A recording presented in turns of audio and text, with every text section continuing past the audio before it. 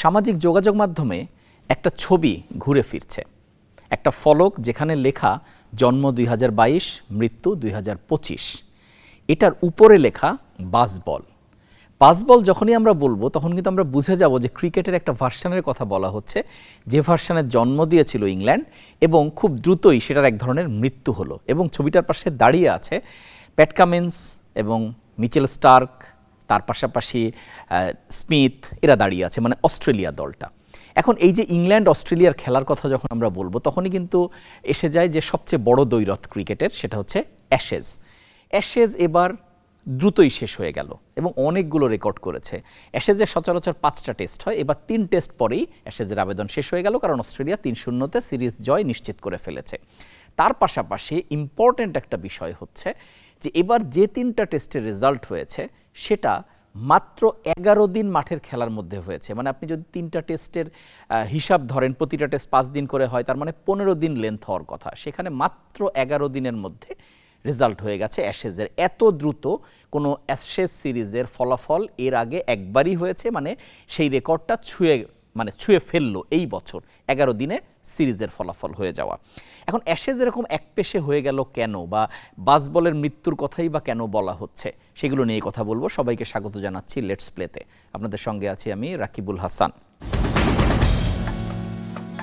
বাসবল যে তত্ত্বটা ইংল্যান্ড আবিষ্কার করেছিল সেটা হচ্ছে প্রবল আক্রমণ, এবং যে কোনো মানে শুরু থেকে ওপেনিং ব্যাটার থেকে একদম 11 পর্যন্ত কোনো কিছু ভাববে না, তারা চার্জ করে খেলবে এবং ম্যাচের সিচুয়েশন যেটাই হোক তারা অ্যাপ্রোচ বদলাবে না। এরকম একটা তত্ত্বই হচ্ছে বাসবল ক্রিকেট, যেটা দিয়ে তারা সাকসেসফুল হয়েছে। তাদের কোচ ব্র্যান্ডন ম্যাককালাম আসার পরে তারা এই তত্ত্বটা মাঠে নামায় এবং সেটাই প্রাথমিকভাবে সাকসেসফুল হয়ে যায়। এবং অনেক টেস্ট ম্যাচ যেটা ফ্রম নোওয়্যার, মানে একদম যে ম্যাচ জেতার কথা না সেরকম ম্যাচ তারা জিতে ফেলে, যেটা ড্র দেখা যাচ্ছে সেখানে তারা দ্রুত খেলে জিতে ফেলে, এরকম অনেকগুলো ঘটনা ঘটেছে।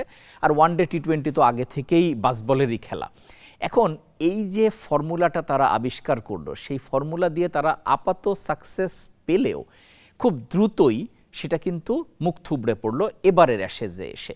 এবং এবারের অ্যাশেজে অস্ট্রেলিয়া দলটাকে বলা হচ্ছিল অন্যতম দুর্বল দল। সেখানে দলের স্ট্রেংথে যেমন ঘাটতি ছিল, প্যাট কামিন্স ইনজুরিতে পড়ে গেলেন, তিনি আবার ফিরলেন 2 টেস্ট পরে, সব কিছু মিলে এমন একটা অবস্থা যেখানে অস্ট্রেলিয়া বরঞ্চ অনেক নড়বড়ে ছিল। কিন্তু সেখানে ইংল্যান্ড তার পূর্ণ শক্তির দল নিয়ে এসেও একেবারেই মানে পারফর্ম করতে পারলো না। এবং তখনই এই যে ছবিটার কথা বলছিলাম সামাজিক যোগাযোগ মাধ্যমে মজা করে ছাড়া হয়েছে, সেই ছবিটার জন্ম সেখানেই। এখন অ্যাশেজ এই যে মর্যাদার লড়াই, যেটা সেই 1882 সালে শুরু হয়েছিল, আমরা জানি টেস্ট ক্রিকেট 1877-এ শুরু হলো, তার 5 বছরের মাথায় অ্যাশেজের এই লড়াইটা শুরু হয়। এবং অস্ট্রেলিয়া এবং ইংল্যান্ডের মধ্যে একটা ছাইদানি নিয়ে লড়াই, যেটা মাত্র 4 ইঞ্চি, মানে এত ছোট একটা ট্রফির জন্য লড়াই, যদিও সেটা আসল ট্রফি। এরপরে কিন্তু এমনি একটা ট্রফি তৈরি করা হয়েছে এবং প্রতি 2 বছর পরপর ইংল্যান্ড আর অস্ট্রেলিয়া, একবার ইংল্যান্ডের মাটিতে একবার অস্ট্রেলিয়ার মাটিতে, এভাবেই চলতে থাকে। এবং সেই হিসাবে এখানে অস্ট্রেলিয়ার দাপট এবার যেমন আছে, সেমনি রেকর্ড যদি আমরা সার্বিক রেকর্ডও বলি, সেখানেই কিন্তু অস্ট্রেলিয়ার দাপটই বেশি। টোটাল অ্যাশেজে 349টা টেস্ট হয়েছে এখন পর্যন্ত, যেখানে 145টা জয় অস্ট্রেলিয়ার এবং 110টা জয় হচ্ছে ইংল্যান্ডের। ব্যবধান কিন্তু বেশ বড়, বাকিগুলো ড্র হয়েছে। কিন্তু যখন আমরা সিরিজ জয়ের বেলায় যাব, সেখানে কিন্তু অস্ট্রেলিয়ার 34, ইংল্যান্ডের 32 এবং বাকি 7টা ড্র। এই যে হিসাবটা বললাম, আপনি খেয়াল করে দেখেন সিরিজ জয় কিন্তু কাছাকাছি 34 আর 32। এটার এই কারণ যে অস্ট্রেলিয়া যখন সিরিজ জিতেছে তখন স্পষ্ট ব্যবধানে জিতেছে।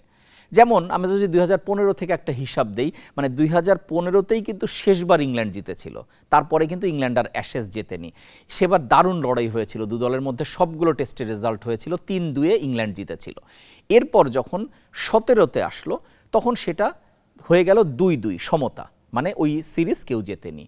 তারপরের বার 4-0 ইংল্যান্ড, তারপরে আবার 4-0 এবং সবশেষে এসে 2-2। এই যে একটা হিসাব, মানে সেই যে 2015, তারপরেই যে যখন 4-0-তে ইংল্যান্ড যখন হেরে গেল, তারপরে আবার 2-2 ড্র হয়েছে 2 বার এবং এবার 3-0 হয়ে গেল। এবার কিন্তু এই 3-0 যেরকম ব্র্যান্ড অফ ক্রিকেট ইংল্যান্ড খেলছে, তাতে কিন্তু 5-0 হয়ে হোয়াইট ওয়াশ হয়ে যাওয়ার পসিবিলিটি আছে। গত 10 বছরে 2 বার কিন্তু এমন ঘটনা ঘটেছে যেখানে 4-0 হয়েছিল, একটা টেস্ট ড্র হয়েছিল, বেঁচে গিয়েছিল ইংল্যান্ড হোয়াইট ওয়াশ হওয়ার হাত থেকে। কিন্তু এবার কিন্তু পারফরমেন্স বলছে সেই সংখ্যাটা আছে। এবং আমরা যখন পারফরমেন্সের লিস্টও দেখব, সেখানেও কিন্তু অস্ট্রেলিয়ারই দাপট। অ্যাশেজে 5,000-এর উপর রান করে সবচেয়ে উপরে আছেন সর্বকালের সেরা ক্রিকেটার স্যার ডন ব্র্যাডম্যান।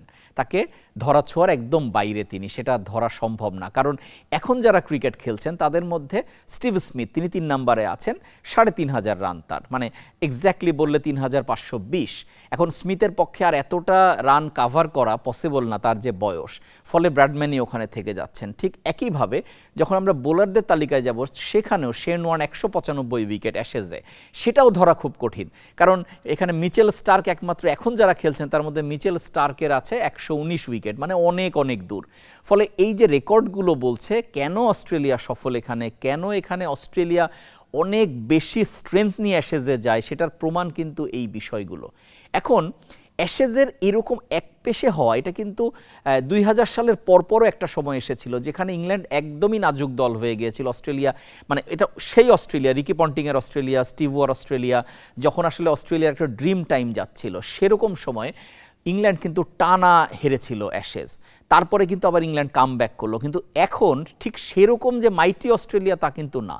তারপরও ইংল্যান্ড এমনভাবে হারবে সেটা একেবারেই প্রত্যাশিত ছিল না। কিন্তু ক্রিকেট যেহেতু এখন টি-20 অনেক বেশি হচ্ছে এবং টি-20তেই বুঁদ হয়ে আছে পুরো বিশ্ব, ওয়ানডে ক্রিকেটই সেখানে হুমকির মুখে, ফলে টেস্ট ক্রিকেট যদি টিকে থাকতে হয় সেখানে অ্যাশেজের আবেদনটা থাকতেই হবে। এবং আবেদন তো শুধু কাগজে কলমে থাকলে হবে না, মাঠের খেলার মধ্যেও থাকতে হবে। এবার যেটা দেখা যায়নি, পরের বার যখন ইংল্যান্ড নিজের মাটিতে খেলবে, মানে আমি 2027-এর কথা বলছি, তখন আসলে এটা এক ধরনের সার্ভাইভাল টেস্ট হয়ে যাবে। কারণ ইংল্যান্ড তার নিজের মাটিতে যদি এই রেকর্ড বদলাতে না পারে, তাহলে অ্যাশেজ সত্যিকার অর্থেই আবেদন হারিয়ে ফেলবে।